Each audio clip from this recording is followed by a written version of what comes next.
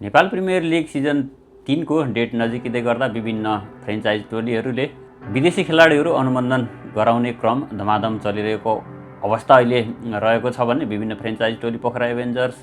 Chitwan Rhinos, Janakpur Bolts, Sudurpaschim Royals विभिन्न franchise टोलीहरूले विदेशी खेलाडीहरू अनुबन्धन गर्ने क्रम लगातार चलिरहेको छ र यसअगाडि पोखरा एभेन्जर्सले श्रीलङ्का र बङ्गलादेशका टेस्ट कन्ट्रीका खेलाडीहरू पनि अनुबन्धन गरिसकेको भिडियोहरू सार्वजनिक भइरहेको छन् र यसैगरी आजको भिडियोमा भने म नेपाल प्रिमियर लिगको सिजन 1 र 2 मा लगातार फाइनलमा पुगेर उपाधि उचाल्न नसकेको सुदूरपश्चिम रोयल्सको बारेमा भिडियो मार्फत जानकारी दिन गइरहेको छु र क्रिक अपडेट च्यानल मार्फत क्रिकेट सम्बन्धी विभिन्न जानकारीहरू लिएर म तपाईहरुको माझमा उपस्थित हुने गर्दछु। भिडियो मनपर्छ भने लाइक र च्यानलमा नयाँ हुनुहुन्छ भने सब्स्क्राइब भने गर्न नभुल्नु होला। सुदूरपश्चिम रोयल्स सिजन 1 र सिजन 2 मा लगातार फाइनलसम्म पुग्न सफल भएको थियो। दिपेन्द्र सिंह ऐरीको कप्तानीमा भने 2 पटक नै उपाधि भने चुम्न सकेको थिएन र अमेरिकाका उत्कृष्ट अलराउन्डर हरमित सिंह यस क्लबमा आबद्ध रहेको थिए भने सिजन 3 को लागि भने हरमित सिंह जनकपुर बोल्समा कप्तानीको रूपमा आबद्ध भइसकेको न्युजहरू सार्वजनिक भइरहेको छ भने पहिलो सिजनमा उत्कृष्ट प्रदर्शन गर्दै प्लेयर अफ द टुर्नामेन्ट जित्न सफल सेफ जैब सुदूरपश्चिम रोयल्सबाट खेलेका थिए भने सिजन 2 मा भने चितवन राइनोजबाट उनले खेलेका थिए नेपाल प्रिमियर लिग सिजन 2 मा। तर सिजन 2 मा भने उत्कृष्ट प्रदर्शन गर्न सकेका थिएनन् सेफ जैब, इङ्ल्यान्डका उत्कृष्ट अलराउन्डर, देब्रे हाते स्पिन बलर तथा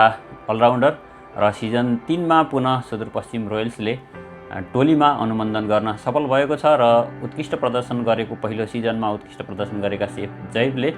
तेस्रो सिजनको लागि भने टिममा अनुबन्धन भएर सुदूरपश्चिम रोयल्सलाई के फाइनलमा पुर्याउन सक्लान् त्यो भने आफ्नो विचार राख्न नभुल्नु होला। र सुदूरपश्चिम रोयल्सले भने दिपेन्द्र सिंह ऐरी, आरिफ शेख, ईशान पाण्डे, हेमन्त धामी र विनोद भण्डारीलाई टिममा पहिला नै रिटेन गरिसकेको थियो र त्यसैगरी अक्सन मार्फत दीपक बोहरा, अनिल खरेल, मिलन बोहरा, सचिन भट्ट, आयुष चन्द र टेक रावतलाई टिममा अनुबन्धन गरेको छ भने अब अलराउन्डर इङ्ल्यान्डका अलराउन्डर सेफ जैब पनि भित्रिसकेको अवस्था रहेको छ र अझै पनि 4 जना विदेशी खेलाडी अनुबन्धन गर्न भने सुदूरपश्चिम रोयल्सले मागिरहेको छ। के तपाईँ सुदूरपश्चिम रोयल्सको फ्यान हुनुहुन्छ भने सुदूरपश्चिम रोयल्सले आगामी सिजन 3 मा पनि फाइनलसम्मको यात्रा गरेर नेपाल प्रिमियर लिग सिजन 2 उपाधि जित्न सक्ला यो भने आफ्नो